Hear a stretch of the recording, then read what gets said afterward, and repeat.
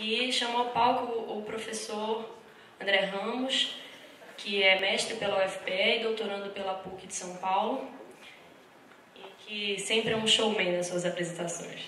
Por favor.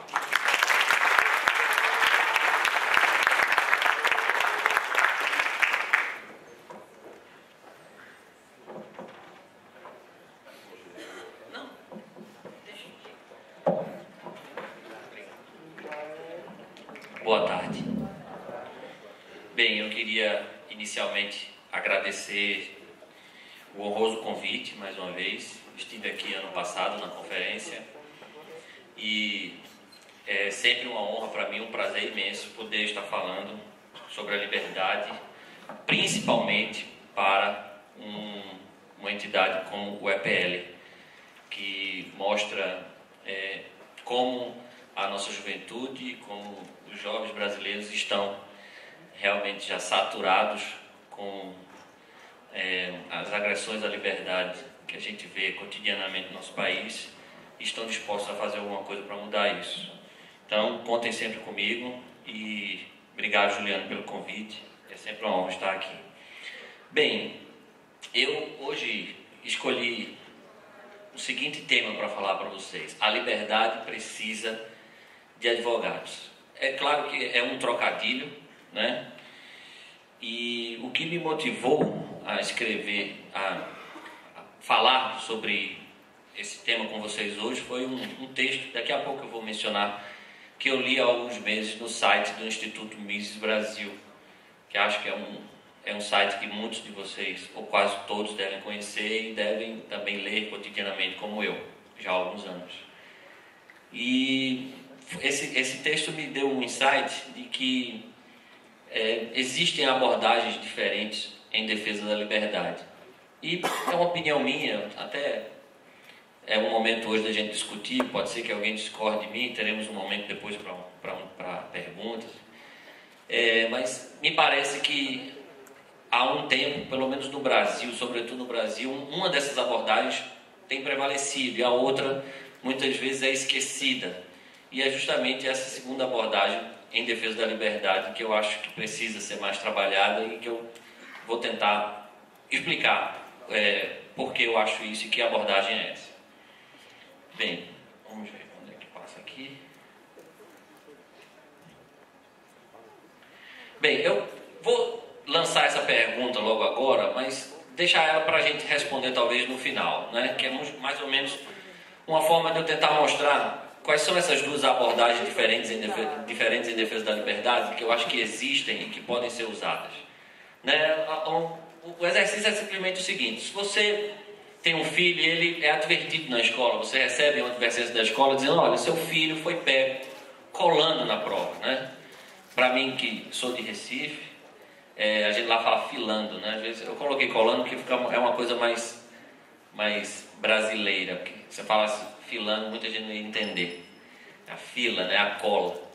E o que você diria a seu filho, né? O que você diria a uma criança que foi pega colando no colégio, foi advertida por isso? Bem, você pode dizer, depois a gente trabalha melhor isso, você pode tentar explicar a ele como isso seria ruim para ele, podia dar benefícios naquele momento para ele, mas que no futuro podia ser algo ruim, porque ele estaria deixando de aprender e se enganando, né? Mas você podia também ter uma outra abordagem, dizer para ele não fazer aquilo, que ainda que aquilo pudesse gerar resultados positivos para ele, não só hoje, mas digamos que pudesse gerar para sempre, aquilo é algo errado, né?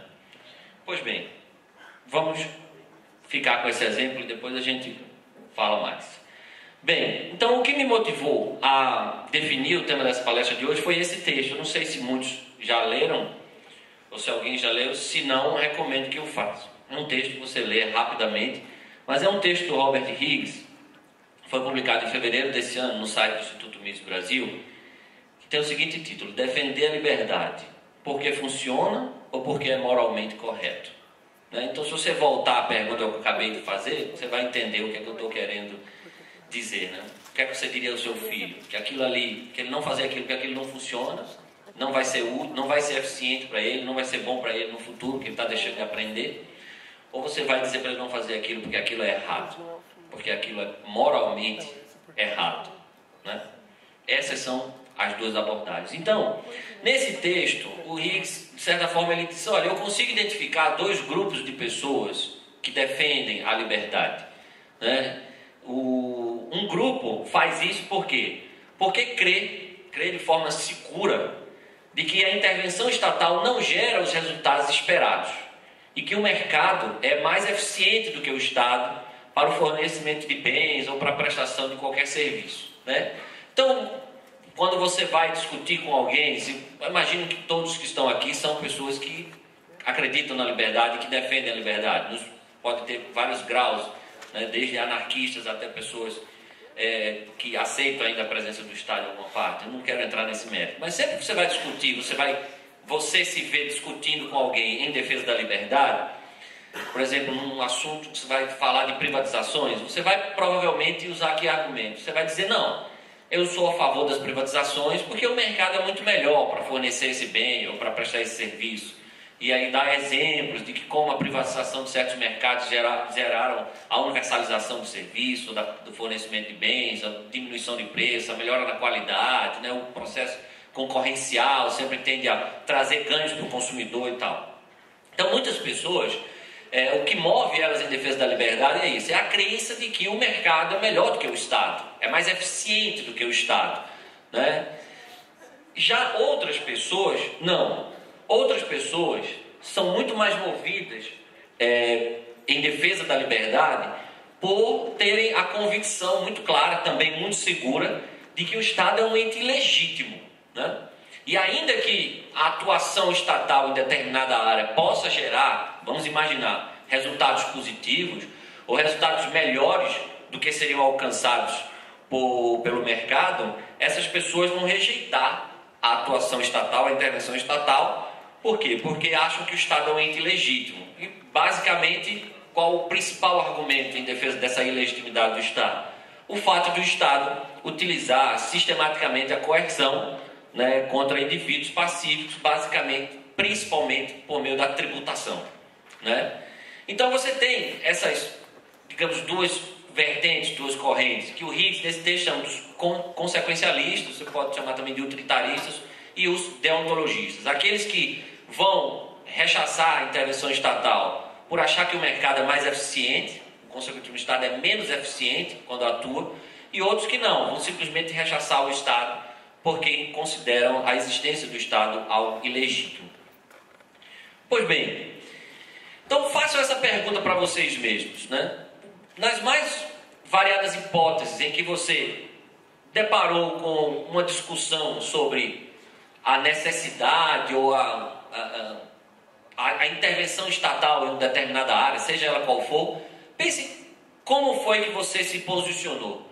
Você se posicionou contra a intervenção estatal porque naquele caso você entendeu que ela não gera resultados eficientes, ou você rejeitou a intervenção estatal porque, ainda que você imaginasse que ela pudesse gerar resultados eficientes naquele caso, você a considera intrinsecamente legítima, né? Isso você pode colocar não só para aspectos puramente econômicos, como eu dei o exemplo das privatizações. Você pode levar até para a questão das drogas, por exemplo, né? Você vai ter pessoas que vão defender a liberação das drogas, né? A não intervenção estatal nesse ponto, criminalizando o uso de certas substâncias, com argumentos dizendo que não, que isso não é eficiente. A guerra às drogas tem gerado mais mortes do que poderia gerar um ambiente em que o uso de drogas fosse livre. O livre mercado seria muito melhor em termos de não gerar toda essa tragédia social que as drogas levam e tal. Você vai ter pessoas que vão utilizar esse argumento da ineficiência da intervenção estatal no combate às drogas, digamos assim. Mas você também vai encontrar pessoas simplesmente que vão dizer não, eu rejeito toda a política contra as drogas do governo, porque simplesmente eu acho que as pessoas são donas dos seus próprios corpos e elas devem ser livres para definir o que elas fazem com seus corpos. Se elas querem colocar determinada substância no seu corpo, o Estado não tem legitimidade, né? Não tem moralmente legitimidade para impedir isso, ou mesmo prender uma pessoa, considerar uma criminosa por causa disso, né? O texto que me fez, o ensaio que me fez mudar totalmente minha concepção sobre drogas foi o ensaio do Spooner, né? Vícios não são crimes, né? Então, assim, até nesses casos, você tem esses dois argumentos. O argumento da eficiência, né? De que se aquela intervenção estatal vai gerar os resultados que se esperam, ou se vai gerar resultados positivos, e você tem o argumento moral, né? Se aquela intervenção estatal é legítima do ponto de vista da defesa da liberdade, da defesa do indivíduo, né? Das liberdades individuais, né? Então, façam esse exercício sempre. Sempre que você estiver diante de uma situação em que você está questionando, ou alguém está questionando para você a intervenção estatal, seja qual for a intervenção estatal, no mercado ou na vida privada das pessoas, faça essa pergunta. Você está utilizando que argumento na rejeição do Estado naquele determinado caso específico? Porque você está fazendo isso porque você acha que o Estado será ineficiente, os resultados que ele diz que ele espera obter não vão ser alcançados, ou você está fazendo essa defesa da não intervenção estatal porque simplesmente ela é ilegítima? E ainda que ela gerasse os resultados positivos que ela diz que vai gerar, ou que ela pretende gerar, você a consideraria ilegítima, né? Isso é um exercício interessante que a gente pode fazer, né? Olha, toda defesa, basicamente, pelo menos eu vou dar a minha experiência própria. Os primeiros contatos que eu tive com ideias liberais, os primeiros grandes autores liberais que eu li, eram pessoas mais ligadas à economia, né? Então, há uma tendência de, nesses autores, você encontrar muito mais a primeira abordagem, a abordagem de ineficiência estatal, né? A abordagem de que a intervenção estatal não gera os resultados esperados, né? Ou às vezes não gera os resultados positivos mesmo, e que o mercado será sempre melhor para prestar um bem, para prestar um serviço ou fornecer determinado bem, né? E isso é simples de entender, porque a economia, a gente pode dizer, ela é uma ciência positiva e não uma ciência normativa, digamos assim. Então, a preocupação do economista não é dizer o que é certo ou o que é errado, mas dizer, se você quer fazer isso, os resultados que vão acontecer são esses. Então, se você está dizendo que quer dar mais emprego, né, e melhorar as condições das pessoas, não cria uma lei de salário mínimo, porque você não vai chegar a esses resultados. E eu vou te provar, né, com base na boa teoria econômica, que os resultados que você vai atingir são justamente os resultados opostos do que você pretende atingir, né? Então é mais ou menos esse papel do economista, é isso que ele faz. Ele simplesmente analisa aquilo friamente e diz assim, os efeitos que você quer gerar, o resultado que você quer qual é? Não, eu quero aumentar o salário das pessoas, eu quero dar uma condição mais digna aos trabalhadores, eu quero reduzir o desemprego, tudo. Aí o que é que você pretende fazer para isso? Não, eu pretendo impor um salário mínimo. Então eu quero dizer, olha, então você está fazendo justamente o que você não deveria fazer, né? Mas perceba que ele não vai dizer assim, se aquilo é certo, é errado, ponto de moral. Não. Nessa abordagem você apenas vai dizer, olha, não faz isso porque os resultados que você pretende alcançar, você não vai alcançar. E se você tiver um regime de livre negociação salarial, né, os resultados que você pretende alcançar é que serão alcançados, né? Então, a economia, por ser uma ciência positiva, tem essa característica. Os economistas, em regra, eles tendem a defender uma sociedade mais livre com base no argumento, naquela primeira abordagem, no argumento da ineficiência estatal, né? E, consequentemente, na defesa da superioridade do livre mercado em relação a um mercado planificado ou regulado, né? E que fique claro, não há nenhum erro nisso, né? Nenhum. Os economistas liberais, nesse ponto, estão absolutamente certos, né? Realmente, o livre mercado, e basta você estudar um pouco da boa ciência econômica, você vai ver que o livre mercado, de fato, gera resultados muito mais eficientes do que um mercado planificado, né? Isso aqui é uma expressão até contraditória em si, né? Mas só para que fique claro, um mercado planificado ou regulado, porque numa economia planificada, nem mercado a gente pode dizer que existe, um mercado genuíno mesmo. Mas o livre mercado vai sempre gerar resultados muito mais eficientes, né? Muito mais positivos do que um mercado planificado ou regulado. E isso é óbvio. Então os economistas liberais não estão errados, né? Quase sempre que eles vão fazer essa defesa com base naquela primeira abordagem, como nesse exemplo que eu citei do salário mínimo, eles estão certos, né? Mas o que eu quero dizer aqui é que muitas vezes a gente pode e deve ir além desse argumento. Além de você dizer ao seu filho lá que ele não deve colar na prova, porque aquilo não vai gerar resultados eficientes para a educação dele no futuro, porque ele vai estar se enganando, aquele amiguinho dele que deu a cola para ele está aprendendo a matéria e ele não está aprendendo, e isso no futuro vai ser ruim para ele, você pode também simplesmente dizer, ainda que você considere que aquilo seja bom para ele, putz, esse cara vai passar com 10 e tudo, vai colar do melhor aluno do colégio, vai ficar ali na cola dele, vai ser aprovado sempre com louvor e tal, mas isso é errado. Não faz isso porque isso está errado, né? Então, vejam também que os argumentos, eles não são absolutamente excludentes, de jeito nenhum. Você pode muito bem utilizar ambos os argumentos em defesa da liberdade, né? Você pode muito bem dizer que o governo não deve baixar a lei de salário mínimo, porque isso é ineficiente, porque isso não vai gerar os resultados pretendidos, porque em vez de gerar emprego, vai gerar desemprego, porque em vez de isso aumentar o salário das pessoas, isso vai tender a prejudicar só os mais desqualificados, aqueles que terão mais dificuldade ainda de acessar o mercado, gerarão mais desemprego, mais miséria social. Mas também você pode defender uma liberação da negociação salarial e você ser contra as leis de salário mínimo por um argumento moral, simplesmente dizer que o Estado não tem legitimidade para interferir numa relação privada entre o empregado e o empregador, né? Não são argumentos que se excluem de forma alguma, eles se complementam. E o que é bom é o seguinte, é que muitas vezes você pode pensar assim, putz, mas às vezes tem um choque, né? Às vezes, se eu for pelo argumento da eficiência, eu vou ter que reconhecer que a defesa da liberdade não vai ser muito boa, porque o Estado realmente teria que atuar no mercado para regular o mercado livre aqui não iria funcionar. Então tem que ir para o argumento moral. Eu acho difícil que você se defronte com uma situação dessa, né? Quase sempre ou sempre a defesa de uma sociedade livre vai gerar resultados mais eficientes do que o Estado, né? do que uma sociedade não livre, né? Vítima de intervenção estatal. Então, muitas vezes, ou quase sempre, os argumentos se complementam. Então não há nenhum problema. Você não precisa excluir um argumento primeiro para depois ter que ir para o outro. Vamos pegar um exemplo prático. Você, imagine aí na cabeça de cada um de vocês aqui, você é a favor ou você é contra a plena liberdade no exercício de qualquer profissão? Esse é um tema extremamente delicado para muitas pessoas, né? Você vai encontrar pessoas que vão ser favoráveis em N áreas ao livre exercício de profissão, mas em pelo menos uma área ela não vai ser a favor da dela, né? E principalmente se ela já tiver passado pelos exames necessários ou feito a faculdade necessária e estiver exercendo sua atividade, ela vai ser absolutamente contra a liberdade de profissão e vai dizer que aquilo é um absurdo, porque aquela profissão dela é muito séria e não pode estar na mão de aventureiros, em defesa do consumidor brasileiro indefeso, que não tem discernimento suficiente para saber quem ele deve contratar.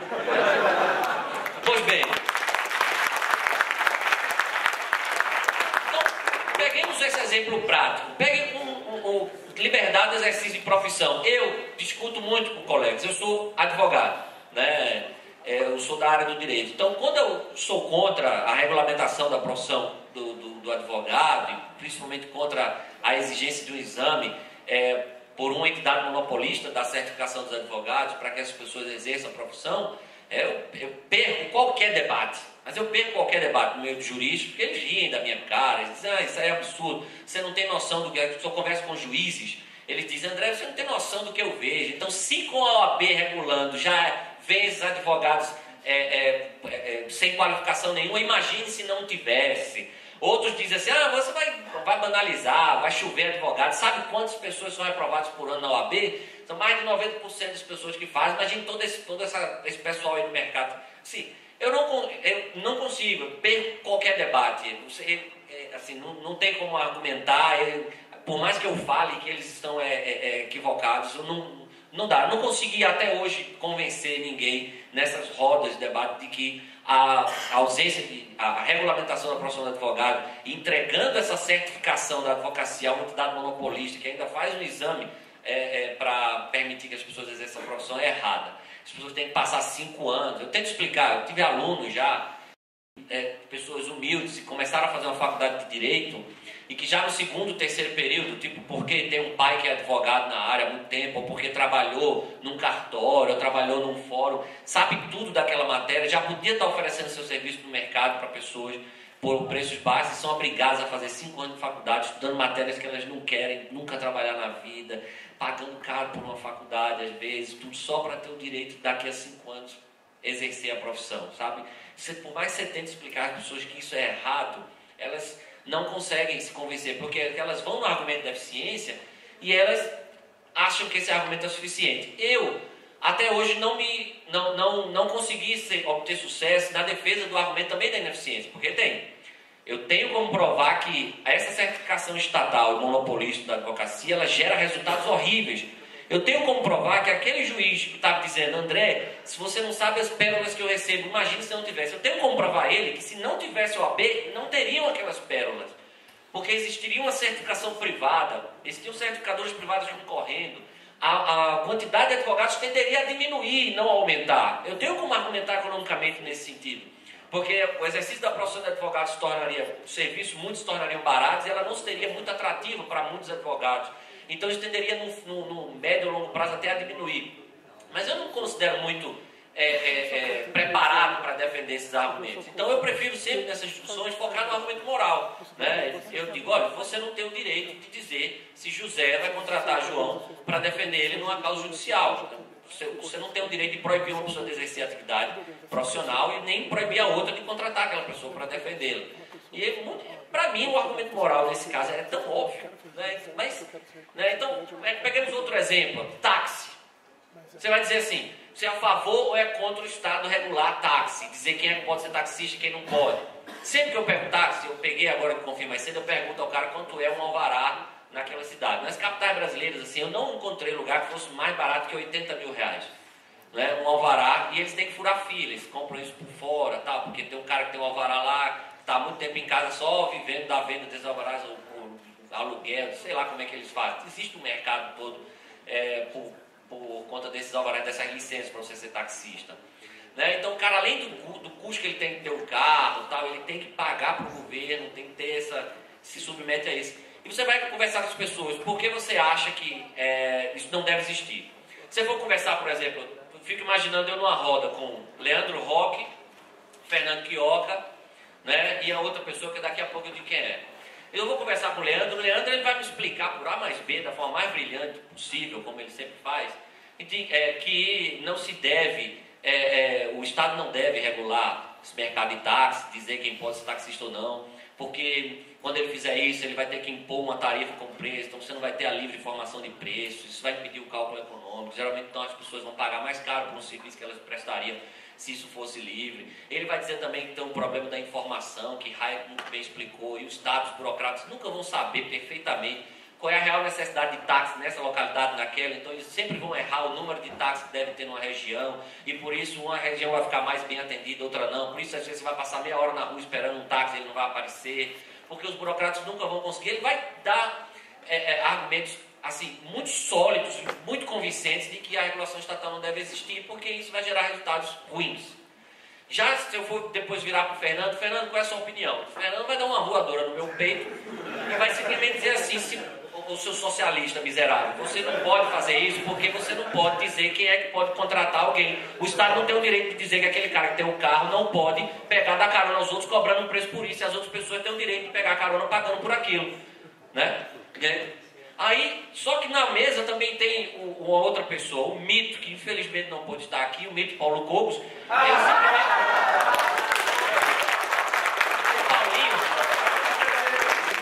O Paulinho, o nosso Mito, ele simplesmente vai usar tanto o argumento do Leandro quanto o argumento do Fernando Quioca, que vai inventar um palavrão novo para me qualificar, que eu vou ter que passar... Exatamente. Alguma coisa nesse sentido, e ainda vai dizer no final, refute seu verbo. Então, resultado. Você tem a primeira abordagem, a abordagem da eficiência, você tem a abordagem da moralidade, você veja que você pode unir essas duas abordagens normalmente. Então, é isso que muitas vezes está faltando para a gente. Né? Então, ao multiplicarmos os exemplos, eu dei dois, né? Da regulamentação de profissões e da questão dos táxis. Se você for multiplicar esses exemplos para as mais variadas intervenções estatais, você vai deparar com essa questão que eu estou falando. Você vai ter as duas abordagens.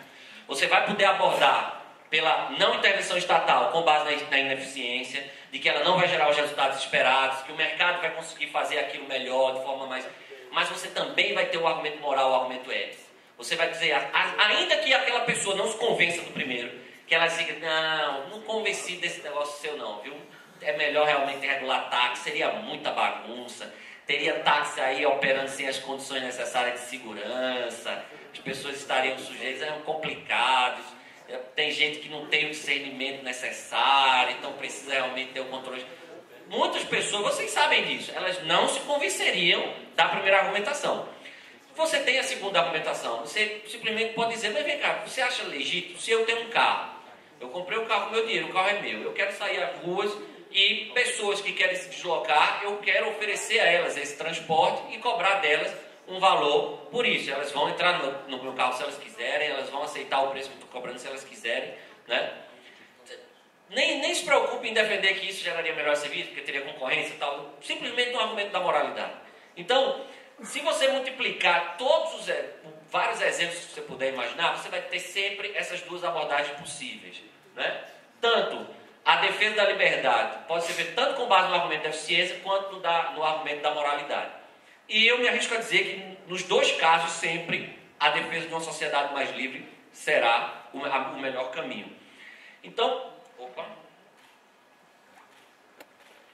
mas na prática, vocês veem o exemplo do argumento moral em defesa da liberdade ser usado com frequência? Eu, particularmente, não vejo, né? Muitas vezes eu vejo a gente se perdendo muito na defesa de uma sociedade livre com base naquela primeira abordagem, né? E a gente esquece muitas vezes de tentar mostrar que o Estado e suas mais variadas intervenções, elas, antes de tudo, são ilegítimas, né? O Estado, por mais que ele possa, isso você argumentando com uma pessoa que não acredite na primeira argumentação a favor da liberdade com base na eficiência, por mais que ele possa gerar resultados mais positivos que o mercado em uma determinada situação, você deve rechaçar aquela intervenção porque ela é imoral, né? Então, muitas vezes a gente não vê esse argumento sendo usado, né?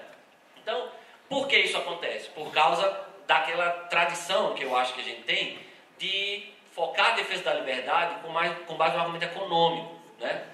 Você veja os grandes autores liberais, ou os grandes liberais que eu conheço, pelo menos do Brasil, foram pessoas mais ligadas à economia. Então, aquela tendência de você focar nessa primeira abordagem acaba acontecendo. Então, essa defesa moral da liberdade, essa segunda abordagem e, consequentemente, a desconstrução da legitimidade do Estado, e aqui você não precisa ser nenhum anarquista. Imagine nas situações em que você repele o Estado. Foque pelo menos nessa. Se você acha que o Estado pode existir, mas naquelas que você acha que ele não deveria intervir, ele está intervindo hoje, né? Pense se você está usando o argumento moral em defesa da liberdade, né? E ele pode ser usado. Por quê? Porque muitas vezes essa defesa não cabe aos economistas, pelo fato da economia ser, como eu disse antes, uma ciência positiva, que não está preocupada em dizer o certo e o errado. Isso é uma tarefa que cabe muito mais aos juristas. Eu coloquei aos juristas a palestra que se chamava Sociedade Precisa de Advogados, mas eu podia estender isso também aos filósofos, sociólogos, né? A gente precisa trabalhar melhor a defesa moral da liberdade. Então, a gente deve parar de criticar a ineficiência estatal nas áreas em que ele atua diretamente ou que ele intervém? Não, claro que não. A gente deve parar de mostrar a maior eficiência do livre mercado para fornecer qualquer bem ou prestar qualquer serviço? Não, não é isso que eu estou defendendo. Mas essa tarefa, ela é muito, pelo menos eu falo por mim, ela é muito mais bem executada por economistas do que por juristas, ou filósofos, sociólogos, né? Se a gente pudesse focar mais, deixar a primeira abordagem para os economistas, são pessoas que entendem. Por exemplo, se eu estou numa discussão e o Leandro está do meu lado, eu não vou me meter a usar nenhum argumento contra a eficiência estatal. Eu vou dar a palavra a ele e ficar calado, sei que ele vai fazê-lo com muito mais brilhantismo, né? Nós juristas, e aqui eu não sei quantos aqui são estudantes de direito, um número até considerável, que bom. Nós juristas precisamos muito mostrar Assim como os economistas têm se dedicado a mostrar há muito tempo a ineficiência estatal nas suas mais variadas intervenções, nós precisamos focar e mostrar a ilegitimidade dessa intervenção estatal, né? E a superioridade moral de uma sociedade verdadeiramente livre, né? Não apenas do ponto de vista utilitarista ou consequencialista. Eu defendo essa sociedade mais livre porque eu acho que o resultado vai ser melhor. Não, simplesmente eu defendo a sociedade mais livre porque isso é o certo. Defender a liberdade eu não faço, não é porque funciona, como o Higgs diz no texto dele. Eu faço isso porque é moralmente correto. Então, o que nós precisamos atentar, nós juristas, e aqui eu me dirijo especialmente aos estudantes que levantaram a mão e disseram que estão nessa área, o que a gente precisa fazer é começar a fazer o mesmo trabalho que os economistas vêm fazendo em defesa da liberdade, né? Mostrar, se os economistas mostram a superioridade do livre mercado em termos de eficiência, como o mercado pode ser mais eficiente prestando serviços ou fornecendo bens, nós temos o dever de mostrar como a intervenção do Estado é ilegítima por agredir a liberdade individual, pelo Estado ser um ente que usa sistematicamente da violência e da coerção contra indivíduos pacíficos, né? E isso é um trabalho que a gente tem que fazer. E se vocês estão na faculdade aí já há alguns períodos, vocês sabem o caminho árduo e longo que vocês têm pela frente. Vocês vão, nos 10 períodos de faculdade, deparar com as ideias estatistas mais estapafúrdias que vocês podem imaginar. E ideias que muitas delas já estão absolutamente consolidadas na academia e na prática. E a gente precisa desconstruir isso. Então, artigos precisam ser escritos, monografias precisam ser feitas, dissertações de mestrado, tese de doutorado, livros precisam ser publicados, obras precisam ser traduzidas, doutrinas erradas precisam ser contestadas, professores precisam ser refutados. A academia no direito tem um longo trabalho a fazer. São esses advogados que eu digo que a liberdade precisa. A liberdade precisa urgentemente de advogados, né, que contestem o estatismo nas mais variadas áreas do direito. Se você gosta de direito constitucional, por que você vai aceitar calmamente que se diga, que se propague essas segunda, terceira, quarta, quinta, hoje já se fala até sexta dimensão dos direitos fundamentais? Por que você não vai se dedicar a mostrar, como Bastiat fez, que direitos coletivos, direitos só podem surgir com base num direito individual? Por que você não vai mostrar que não existe direito à saúde, direito à moradia, direito ao emprego?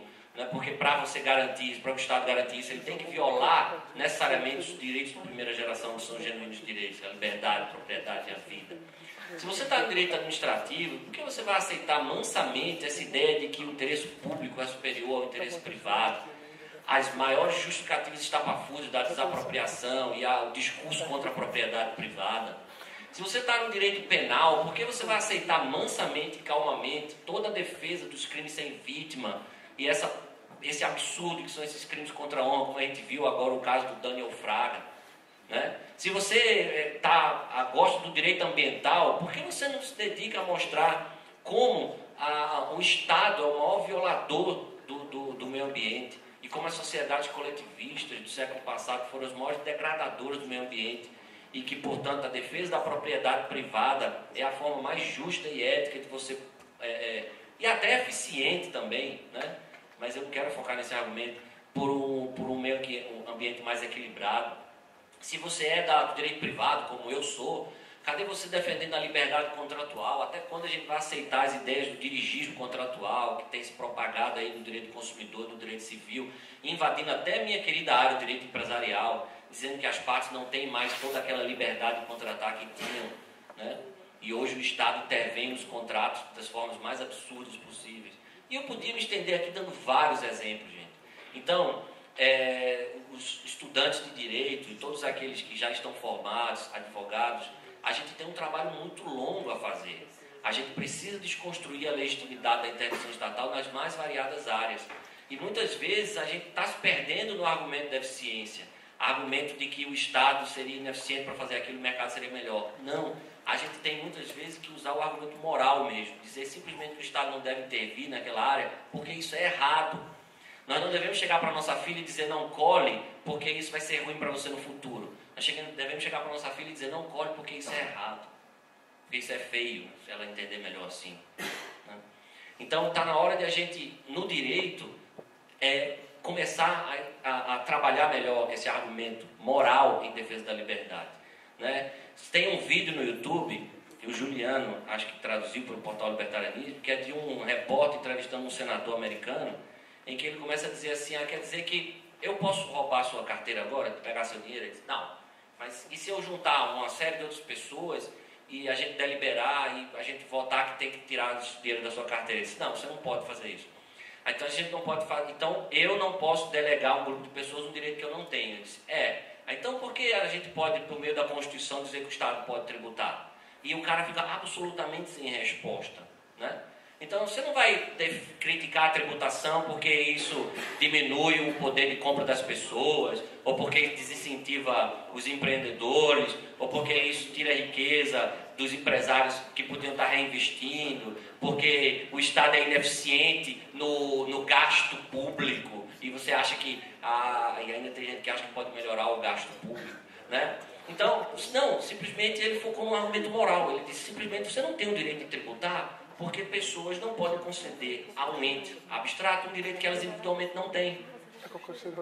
É um argumento tão mais simples de entender e tão mais forte. Então é isso, gente.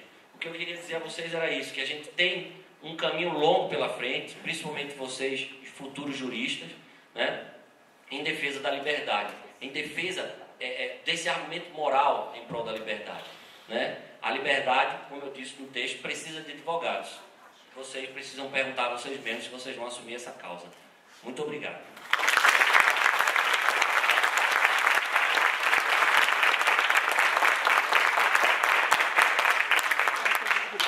Serão abertas 2 perguntas e, por favor, bem objetivas.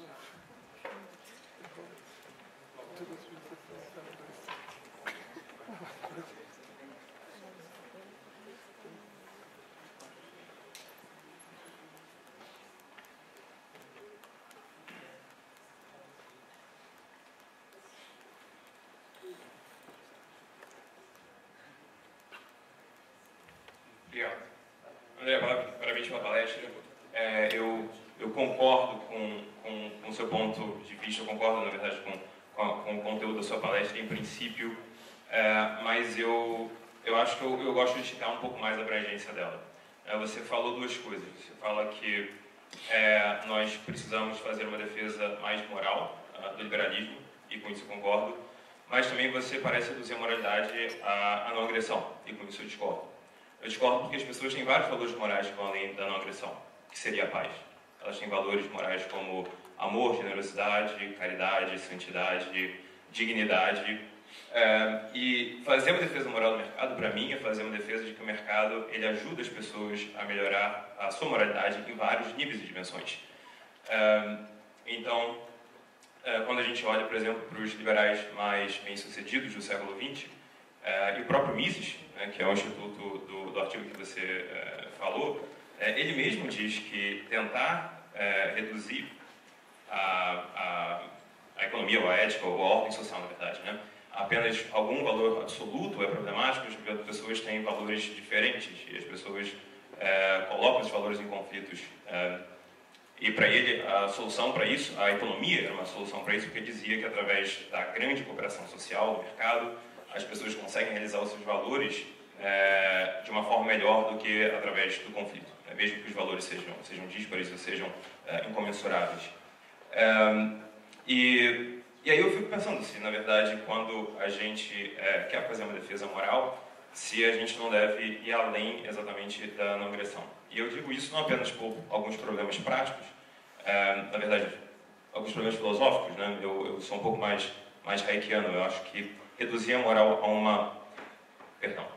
A tomar a não agressão como um princípio fundamental, perfeitamente de acordo. A tomar a não agressão como uma regra, já é uma coisa diferente, né? O princípio é um peso, né? Mas a regra é um limitador. E aí eu acho que as pessoas, na verdade, nem sempre elas concordam com isso. E a prova empírica que eu encontrei foi o que eu falei no webinar do EPL, quando o psicólogo americano Jonathan Haidt ver o Brasil e decidiu testar se as crianças brasileiras, assim como as americanas, se consideravam atos de agressão uma imoralidade absoluta. E percebeu que não, que diferente dos Estados Unidos, no Brasil, as crianças consideram um ato de agressão uma violação moral relativa. Ou seja, se uma autoridade ou se um grupo diz que aquilo que é certo, as crianças consideram que aquilo é certo. E isso é claro que é algo que a gente deveria lutar para mudar, isso mesmo. Mas também expandir a nossa compreensão da moralidade e fazer uma defesa moral do mercado muito mais ampla, eu acho que é algo fundamental para a nossa causa no Brasil. Eu queria que você reagisse a isso. Não, eu concordo.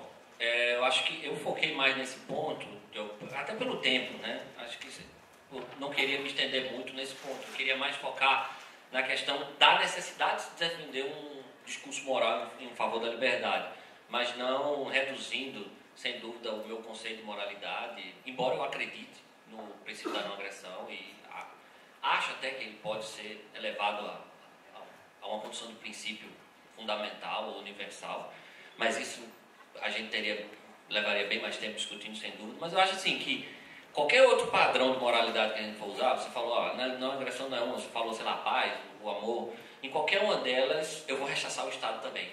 Por qualquer conceito de moralidade que eu for utilizar, o Estado está bem longe da paz, de proporcionar mais amor entre as pessoas, ou mais solidariedade, ou mais fraternidade, ou mais... Todos esses valores que a gente pode considerar assim, aceitos universalmente, ou quase universalmente, como padrões de moralidade, padrões de ética, são vilipendiados pelo Estado. Na verdade, o Estado subverte esses valores, ele inverte, né? Tudo que a gente aprende desde cedo que é errado fazer, tipo, não pega o lanche da sua coleguinha, porque isso é feio, né? O Estado subverte, porque ele pode fazer isso, né? Então, assim, não bate nas pessoas que isso é feio, o Estado bate, né? A gente está vendo isso aí na TV ultimamente. Então, tudo que a gente aprende desde cedo, os princípios mais básicos de moralidade, o Estado subverte, né? Perverte isso. Então, eu concordo com você. Eu acho que a gente podia ampliar a discussão e não focar só a defesa moral na ideia de não agressão, mas eu acho que por mais que a gente ampliasse, a gente sempre chegaria à ideia de que o Estado é imoral sob aquele ponto de vista que a gente vai analisar, né? Eu não sei se era exatamente isso, mas... André, boa tarde. Boa tarde. Eu não estou... Só um ponto, essa questão da moralidade, da defesa da liberdade. Pelo menos eu que faço direito, percebo muito nos debates, na sala, dos professores, é que parece que a ideia de que para se chegar ao fim, os meios não se justificam, já é algo que já está muito implantado no curso. A defesa da moralidade e da liberdade exige uma justificação dos meios para se alcançar um fim. É a defesa pura pela moralidade. O que eu sinto muito é que as pessoas, no oposto ao que o Bastiat disse, elas estão dispostas, ou pelo menos acreditam estar dispostas, a um sacrifício da sua liberdade em prol de algum resultado pelo Estado. Parece que é algo que já foi plantado na mente das pessoas. Então eu queria questionar com você como alcançar, através da moralidade da liberdade, deixando talvez um pouco a eficiência de lado nesse contraponto, para poder apresentar esse meio, que esse meio é imoral.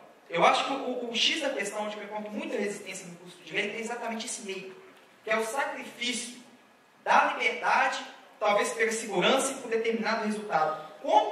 Eu não consigo imaginar como é possível alcançar isso sem atingir o ponto da eficiência da iniciativa privada versus do Estado. É realmente algo que... Porque as pessoas estão realmente dispostas a não preocupar com o meio para se chegar ao fim. Eu acho que já é algo que já está... Deixa eu ver se eu entendi. Você está perguntando o seguinte, é que muitas vezes as pessoas acham que o resultado final de uma intervenção estatal vai ser melhor. Então fica difícil você defender o meio... mais ou menos o seguinte, as pessoas realmente acreditam que em determinados pontos o Estado vai ser mais eficiente. Tá. Vamos pegar o exemplo lá do táxi, lá, ou da regulamentação de profissões. As pessoas acham que não, realmente tem que regular a profissão de advogado. Então elas vão aceitar que o meio para chegar a esse fim seja a supressão da liberdade de contratar. Exatamente. Mas eu acho que é esse o ponto mesmo. Então, por que é importante a defesa moral da liberdade? É porque mesmo para essas pessoas que vão aceitar, porque veja, esse exemplo, a pessoa disse assim, não, eu acho que realmente aqui, se regular, o resultado vai ser melhor. Realmente precisa regulamentar essa profissão, porque senão fica bagunçado, vai ter muita gente e tal. Aí, nesse ponto é que é mais importante ainda você usar o argumento moral em defesa da liberdade. Você dizer, mas mesmo que o resultado seja melhor, isso é imoral. Você não pode suprimir a liberdade das pessoas de contratar livremente. Você não pode dizer que aquela pessoa que adquiriu os conhecimentos jurídicos que ela está querendo fornecer no mercado, sem ser no meio e frequentando uma universidade, simplesmente porque ela foi funcionária de cartório desde os 18 anos e ela hoje tem 25, e ela sabe tudo daquilo ali, ela quer fornecer esse serviço no mercado, sem nunca ter pisado na faculdade de Direito, você tem que dizer que simplesmente é imoral, é ilegítimo, é antiético você proibir essa pessoa de fazer isso. Se existem pessoas que livremente querem usar seus serviços, né? Então, assim, por mais que você não consiga convencer a pessoa de que a certificação privada vai ser melhor do que a certificação monopolizada pela OAB, de que a qualidade dos advogados vai melhorar porque vai haver um índice de especialização muito maior, por mais que você mostre a elas que todos os benefícios da liberação desse mercado, e ela não consiga se convencer, você vai ter aquela válvula de escape. Tá, eu não consegui te convencer isso, mas agora me diz, por que você acha que é legítimo você intervir? Aí o que ela vai dizer é para atingir aquele fim, né? Aí você tem que realmente focar justamente que mesmo que aqueles fins que ela está dizendo que vão aconteçam, não seria legítimo, né? Acho que isso aí mostra até como é importante também a gente trabalhar o argumento moral em defesa da liberdade. Porque realmente, às vezes, a gente não vai conseguir convencer certas pessoas pelo argumento da eficiência. Não vai. Eu, por experiência própria, vejo. Às vezes as pessoas não se convencem mesmo. Dá uma área que tenho estudado muito ultimamente, né? Regulação e antitrust. Existem pessoas, às vezes até pessoas que se dizem liberais, que dizem que não, o mercado não pode ser totalmente livre mesmo não, porque isso gera cartel, isso gera monopólio. Como você vai explicar àquela pessoa que é realmente monopólio, né, que é a concorrência potencial, o monopólio quem cria o Estado e tal, ela não vai se convencer. Então, o argumento moral entra nessa situação com mais importância ainda. Mais alguma pergunta? O Adriano queria fazer.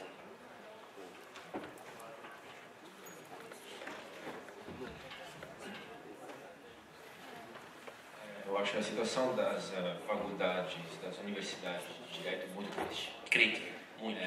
Até porque eles não estudam direito nenhum, na verdade. Eles estudam legislação, né? Mas, e aí, perante tudo isso, você conhece melhor que eu, o que você acha de ter mais disciplinas de filosofia do direito, história do direito, etc., e menos disciplinas técnicas para formar tecnocratas, mesmo que não questionem as premissas fundamentais, mas que apliquem bem, ponto, né? Porque, por um lado, assim, uma dúvida que eu tenho. Por um lado, eu tento pensar que sim, seria melhor, mas, por outro lado, pelo menos na situação atual, seria outro nome para um dos vários nomes para chamar o marxismo, né? Nós notamos isso da inteira. Logo, o que você acha? Perfeito. O que eu acho é o seguinte, eu sou totalmente favorável a que o curso de Direito tivesse mais disciplinas de filosofia e tal. Agora, o que eu acho é o seguinte, que isso deve ser sempre uma escolha da universidade, né? O que acontece quando a gente impõe disciplina, como a gente vê acontecer ao longo do tempo, sempre vai haver uma reformulação do currículo, é que você impõe disciplinas em virtude do entendimento da cabeça daquelas pessoas que estão criando aquele novo currículo. E se os alunos não estão afim de estudar filosofia naquela faculdade, se eles não gostam de filosofia, eles não estão nem aí, eles vão só apenas passar aquela disciplina ali para... Então, acho assim que o caminho não é nunca a gente pensar em mudar os currículos de forma impositiva. Não era, eu sei que não era isso que você estava querendo. Conheço você, eu sei que você jamais vai defender uma coisa dessa.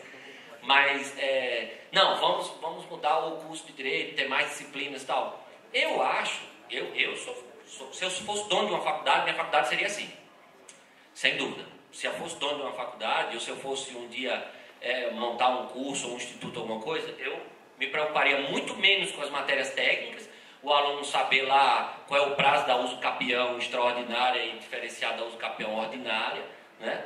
e me preocuparia muito mais em que ele estudasse os fundamentos, as bases históricas, o surgimento daquela disciplina dos seus institutos, a importância, a função, e até mesmo forçá-lo a estudar na faculdade em que eu fosse dono, e portanto ele só estudaria se ele submetesse ao currículo que a gente teria, muito mais matérias filosóficas. Acho que isso falta muito. Eu não sei, Adriano, eu não conheço muito a realidade dos outros países, mas eu acho que o Brasil é um dos países em que o ensino técnico assim, domina mais parte do curso do que em outros países. Eu não sei, talvez você conheça melhor. Acho que em outros países se dá mais... eu lembro das minhas disciplinas na faculdade, eu acho que eu tive filosofia no primeiro semestre e tive filosofia do direito lá no 9º semestre, e quando a gente já não estava nem aí para a faculdade de direito, queria se livrar, eu só ia lá responder presença e jogar sinuca. Porque o curso de direito também tem isso, são 5 anos, é um saco, ninguém aguenta, né? O curso de direito devia ter 2 anos e pronto. Para que 5 anos daquela porcaria, daquela faculdade aprendendo?